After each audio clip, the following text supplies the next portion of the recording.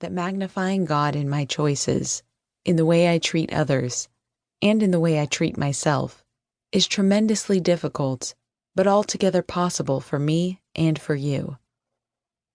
Many of the things in this book are very challenging to live out.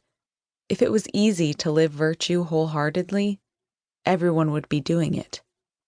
Why? Because a life of virtue and of choosing to follow Christ is a gateway to living as a woman who embodies peace and joy. And our world certainly needs more peaceful, joyful, and radiant women. I have found that bravery is the main component required for living as a young woman of faith in our world today.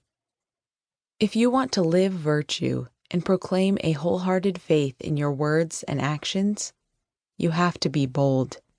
You have to be brave. It takes courage to uphold a high set of values, to share your love for God in a world in which faith is extremely unpopular, and to go against the flow. It takes courage to let go of worrying about what other people may think or say about you, and to follow the path that God lights before you. It is not popular to love Jesus and to follow him with your whole heart. It is not easy to choose faith continually, and it is challenging to live the bravery that our faith requires of us. But I have some ideas on how we can make it easier on ourselves. My hope is that as you listen to this book, you will feel as though you and I are sitting together at a coffee shop, having long, wonderful conversations about the joys and struggles of womanhood. It would be a delight for me to be able to have coffee with you because I am a woman with struggles and questions, just like you, trying to juggle everything well and to love Jesus well at the same time. We are in this together. I want to invite you on this journey with me, and I pray that you will have an open heart to what God wants to reveal to you and stir up in your heart through these chapters. May you and I both have an openness to the way He wants us to reflect His light and His love, and go bravely forward in our world, living as the radiant, courageous women God so carefully and lovingly created us to be. Chapter 1. Go Bravely. Throughout the first few years of high school, I didn't know what I wanted to do with my life. There were endless possibilities of careers to choose from, and I didn't know which one I was most passionate about.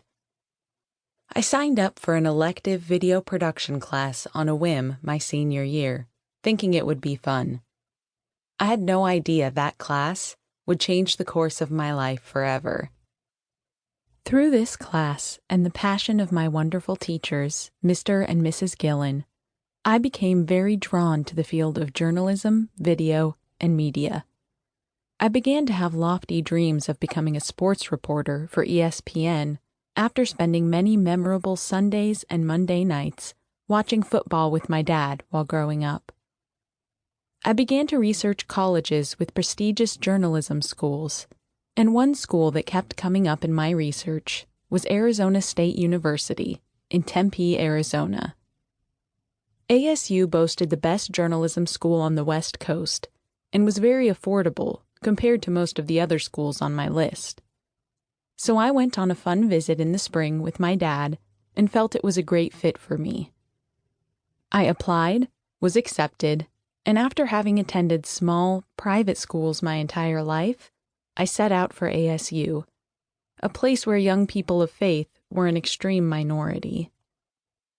It was unconventional and somewhat confusing to people that I chose to attend a large public school, well known for its party scene, as a young woman who loved God and wanted to follow Him. Throughout high school, I chose to live my faith and dedicated myself to making good choices and trying to follow Christ in every aspect of my life. Attending Arizona State, however, required a bravery that I had not anticipated in continuing on this path. Stepping onto my college campus was a massive shift from everything that I was accustomed to in the small, intimate communities I had grown up in. Faith life was not prevalent at all, but in the beginning of my freshman year,